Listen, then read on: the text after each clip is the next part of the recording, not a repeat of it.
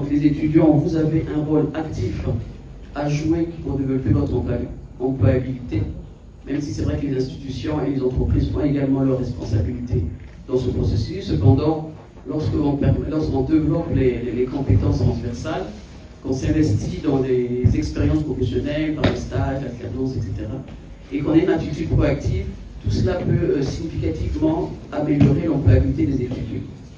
Alors, je vais adresser un message aux étudiants qui sont présents dans cette salle. Je vois que vous êtes très jeunes, c'est très bien. Je reconnais quelques étudiants du parcours QHSE, c'est très bien aussi. Alors, la première des choses que je veux vous demander, c'est d'avoir beaucoup de patience quand vous commencez, notamment dans votre emploi, parce que le retour d'expérience a montré qu'on a des étudiants qui commencent, ils ont un salaire de 700, 800 000.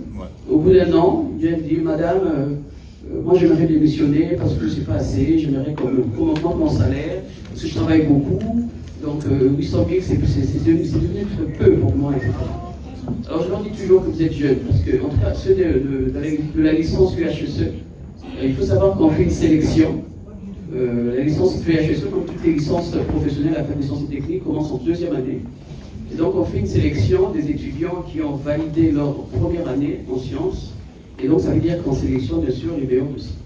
Donc on a des étudiants qui arrivent en deuxième année et qui obtiennent leur licence très jeunes. Il y en a qui ont 20 ans, il y en a qui ont 21 ans. Ils se retrouvent dans des sociétés avec des salaires initiaux à 800, 900 000, etc. Au début, ils sont impressionnés, mais au bout d'un an, ils trouvent que c'est plus assez. Donc il y en a qui demandent des augmentations parce qu'on ne veut pas leur donner menace de démissionner, etc. Donc ayez vraiment de la patience. Moi, quand j'ai commencé à la fonction publique, j'avais 130 000 et j'avais 3 enfants. Quoi. Vous avez 20 ans, 21 ans, vous êtes jeune, vous n'avez pas de charge, 600 000, 800 000, 900 000, c'est beaucoup. Et vous avez une carrière à construire, il faut prendre le temps de la construire.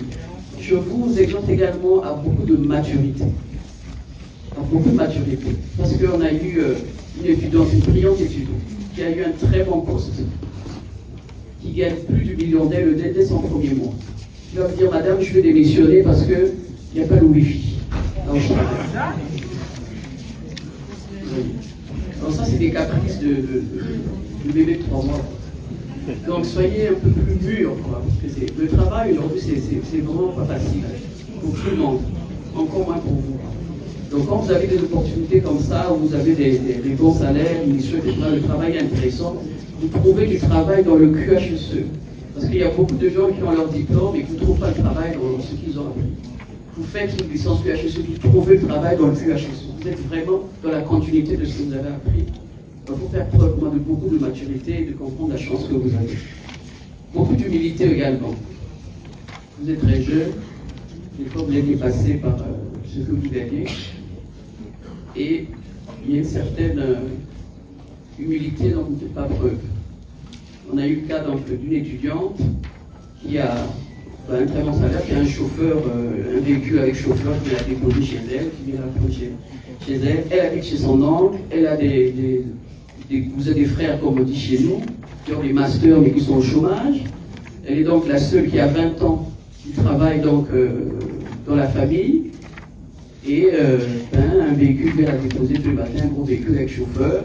Elle travaille 2 semaines. Les 2 semaines quand elle est en repos, comme elle est très entreprenante, elle a créé, elle a ouvert ses boutiques, etc.